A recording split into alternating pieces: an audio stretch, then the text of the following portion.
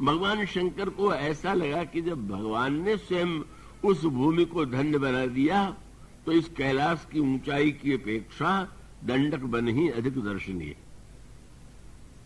और दंडक वन जब कथा सुनने के लिए वे चले, ऊपर से नीचे उतरे, तो सती जी ने भी स्वाभाविक रूप से अनुरोध किया कि आपके साथ मैं भी कथा श्रवण के लिए चलूंगी। भगवान शंकर और सती जाते हैं। दंडकारण्य में भगवान राम का दर्शन न करके उन्होंने भगवान की कथा सुनने का निर्णय किया। और तब महर्षि अगस्त कुंभज के स्थान पर गए, अगस्त जी के स्थान पर गए और वहां पर कुंभज ऋषि से भगवान शंकर को देख करके, सती जी को देख करके बड़े आनंदित हुए। आज स्वयं शिव पधारे, आदि शक्ति शक्ति रूपा सती पधारी।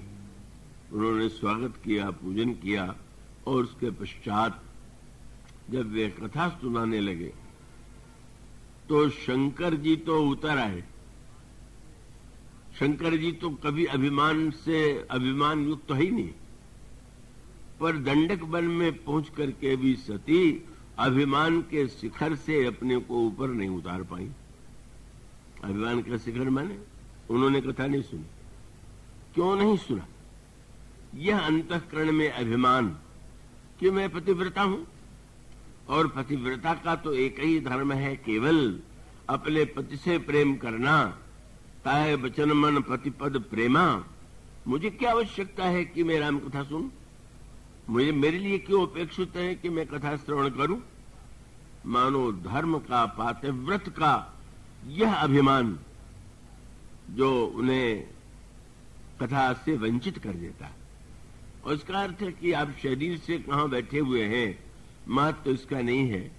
अगर आप शरीर से बैठे हो कथा में और किसी प्रकार का अभिमान लेकर के, योग्यता का, बुद्धिमत्ता का या अन्य किसी प्रकार का अभिमान लेकर के बैठेंगे तो आप नहीं सुनेंगे। परिणाम ये हुआ कि भगवान शंकर ने सुना, बड़े प्रसन्न हुए और राम कथा मुनिवर ये बखानी, सुनी महेश परम सुख मानी। फिर मानो वहां पर धर्म की व्याख्या को लेकर के बड़ा विलक्षण तत्व है। शास्त्रों में कहा गया कि पत्नी का सारा व्रत, सारा जो कुछ धर्म है, एकमात्र पति है। क्या इसका तात्पर्य है? का पति के जो पिता हैं, क्या वो पतिव्रता अनन्य होने के कारण का उस पिता को अस्वीकार कर दे कि नहीं मुझे तो पति को छोड़ करके इनसे क्या लेने देना? या परिवार के अन्य सदस्यों को नहीं मैं तो पतिव्रता हूं और रामायण में या शास्त्र में लिखा हुआ है कि उसका तो एक ही धर्म, एक व्रत नेमा, एक ही व्रत है, एक ही धर्म है, एक ही नेम है, काय बचन मन पतिपद प्रेमा। और जब ये धर्म है तो अगर मैं अन्यों से प्रेम करूंगी तो धर्म के विरुद्ध होगा। यही धर्म को समझने में जहां बुद्धिमान से बुद्धिमान व्यक्ति भ्रमित हो जाता है और जो धर्म परायण होते हैं उनके जीवन में और आशंका रहती है। इसलिए आप रामायण में बहुत बड़ा सुंदर व्यंग पाएंगे। जब सती का वो लंबा इतिहास आप जानते हैं और अंत में पार्वती के रूप में उनका जन्म हुआ।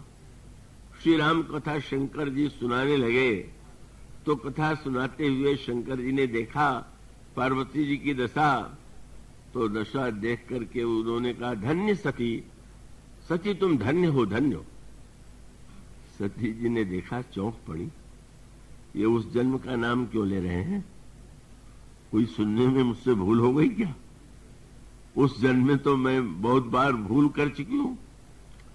पर भगवान ने मानो धर्म की परिभाषा उनको बताया। उनका अभिप्राय सती पतिव्रता को कहते हैं, उनका नाम भी सती है और अन्य कोई भी नारी पतिव्रता हो तो उसको कहते हैं सती। तो भगवान शंकर ने मानो बहुत तो कैसे ढंग से एक नन्हे से शब्द में बहुत बड़ी बात कह देना, वो भगवान शंकर से बढ़कर के कौन जाने। मानो उनका संकेत ये था कि तुम नाम से सती थी और यूं तुम सती के रूप में धर्म के नाते तुम मेरे प्रति निष्ठावान भी थे। पर याद रखो, आज मैं अपनी दृष्टि से मैं जब तुम्हें सती की उपाधि दूंगा तो इस जन्म में दूंगा, पिछले जन्म में नहीं। क्यों इस जन्म में दे रहे हैं प्रमाण पत्र? बोले धन्य सती पावन मति तोरी, तुम सती क्यों हो? अब देखेंगे यहां कितनी गहरी बात हो गई। पत्नी वह है जो पति से प्रेम करे, और शंकर जी कहते हैं सती तुम धन्य हो क्योंकि तुम्हारा राम के चरणों में बहुत प्रेम। धन्य सती पावन मति तोरी, रघुपत चरण प्रीति नहीं थोड़ी। तो शंकर जी के चरणों में प्रेम करे तो पतिव्रता, कि राम के चरणों में प्रेम करे तो पतिव्रता?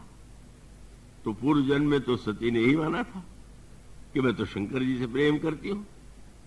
पर भगवान ने कहा कि ये तो बाहर से का सत्य है, पर तुम विचार करके देखो, पत्नी का कर्तव्य है कि वो तो पति का साथ दे। भगवान शंकर का मन कहां रहता है? भगवान के चरणों में। तो मानो तात्पर्य था कि पूर्व जन्म में और इस जन्म में अंतर यह है कि पूर्व जन्म में मेरा मन तो प्रभु के चरणों में था, और मेरे साथ तुम रहना चाहती तो वहीं पर तुम भी आती, लेकिन तुम प्रभु के चरणों को छोड़ करके अगर धर्माभिमान में डूब गई तो लोग कहेंगे सती हो। पर आज तुम्हारा और मेरा मन एक हो गया, क्योंकि मेरा भी मन प्रभु राम के चरणों में और तुम्हारा मन भी प्रभु के चरणों में। तो इससे बढ़कर के पतिव्रता का क्या लक्षण हो सकता?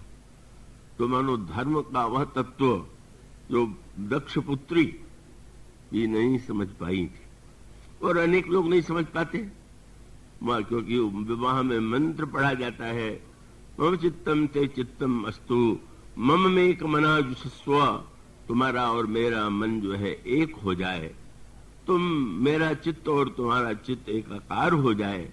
भगवान शंकर का तात्पर्य था, तुमने पातिव्रत का वही अर्थ ले लिया जो अभिमानी व्यक्ति लेता है। पत्नी से पति से प्रेम करते हुए भी वह पति के नाते सब नातों को स्वीकार करती है, वो पतिव्रता।